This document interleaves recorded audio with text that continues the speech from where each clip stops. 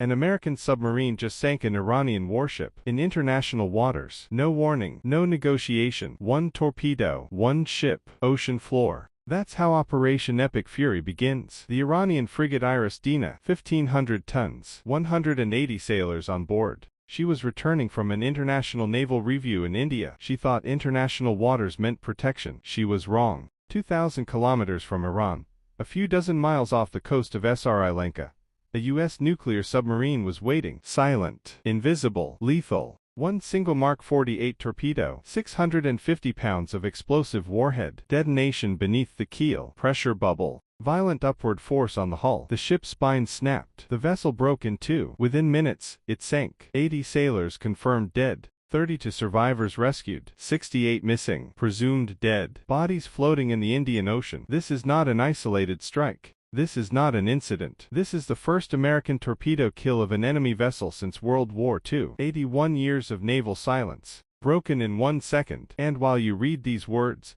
the Iranian Navy no longer exists. Here is what nobody explained clearly. Here is what the quick headlines skipped. This is not a skirmish. This is not a warning shot. This is methodical, calculated, total destruction. Before revealing exactly how many ships have been sunk, what bombs are falling on Iran right now, and why nuclear sites were struck for the first time in history, remember this number, 20. 20 Iranian vessels destroyed in 6 days. Not 10, not 15, 20. Plus one submarine, plus Iran's naval headquarters, plus dozens of underground ballistic missile sites, plus the Natanz nuclear enrichment facility. All of that. 1 week. Let's go back to the beginning. Back to the moment Iran believed it could strike the United States and walk away clean. Iran launched more than 500 ballistic missiles at Israel and U.S. bases across the region. More than 2,000 drones. A strike in Kuwait killed 6 American soldiers. 6 dead. Buildings hit. Fires burning. And Iran called that a victory. That was Tehran's last miscalculation. The following day,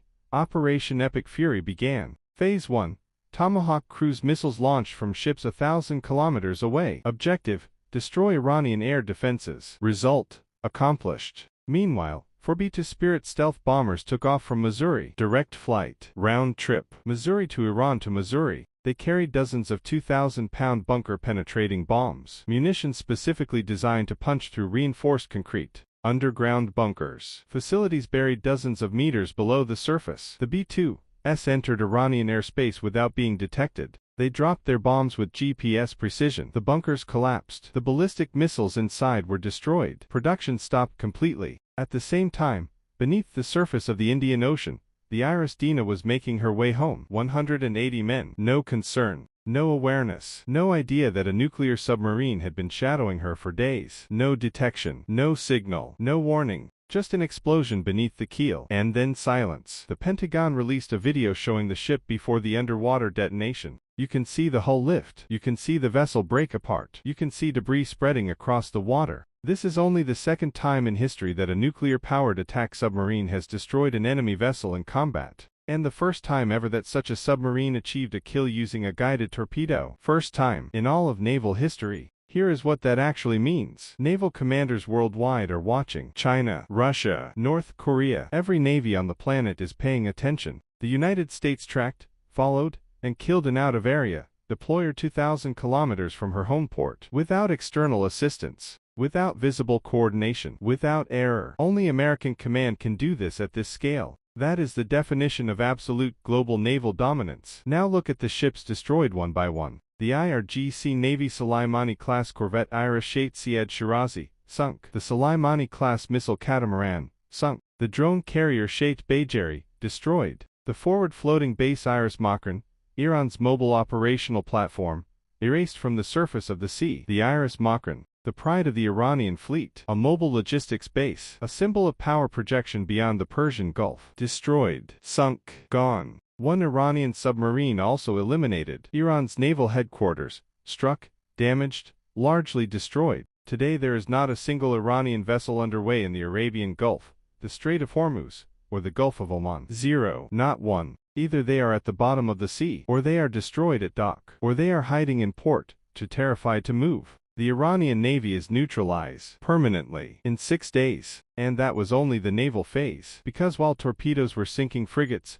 bombers were changing the nature of the war entirely. B-1 Lancers struck Iran on March 1st. Target: ballistic missile capabilities. A single B-1 can carry 84 500-pound bombs, or 24 2,000-pound bombs, in one single sortie. Simultaneously, Israeli forces launched the largest aerial operation in their military's history, 200 fighter jets, in one single day. More than 1,200 bombs dropped in 24 hours. 1,200 bombs, one day. Commercial satellite imagery confirmed bunker buster impacts at the IRGC Aerospace Force Imam Ali missile base in Khorramabad. The craters are visible from space. The underground facilities collapsed. On March 2nd, the most symbolic strike of the entire campaign, the Natanz nuclear enrichment facility. For the first time in the entire history of Iran's nuclear program, Natanz was attacked militarily. 3 buildings severely damaged. Uranium enrichment stopped. Natanz, the heart of the Iranian nuclear program, struck, damaged, stopped.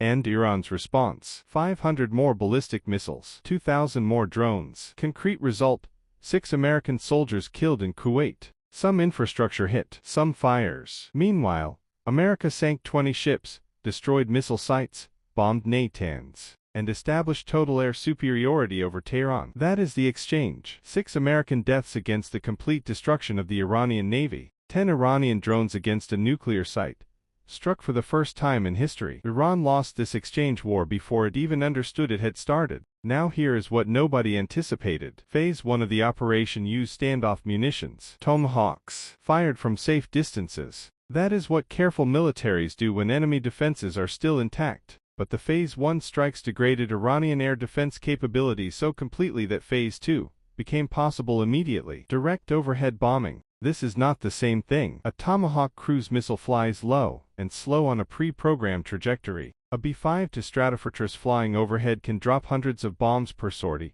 with real-time GPS correction, against dozens of simultaneous targets. The difference in firepower is not comparable. And now the B-52s are there. The B-1s are there. The F-15E Strike Eagles are there. The F-35Cs from USS Abraham Lincoln are there. Local air superiority established over Tehran. Iranian airspace is now controlled by the United States military. The bombs falling now are not cruise missiles. They are GPS and laser-guided gravity bombs. 500 pounds, 1,000 pounds, 2,000 pounds. Dropped in free fall from bombers flying over Iranian territory without any resistance. And here is the sentence that summarizes everything. The Secretary of Defense stated that America has a nearly unlimited stockpile of these munitions. Unlimited. Iran cannot rebuild faster than America destroys. Iran cannot reload its air defenses faster than the bombs fall. Iran cannot hide its facilities deeper than the bunker busters can penetrate. And the Secretary of Defense used exactly these words.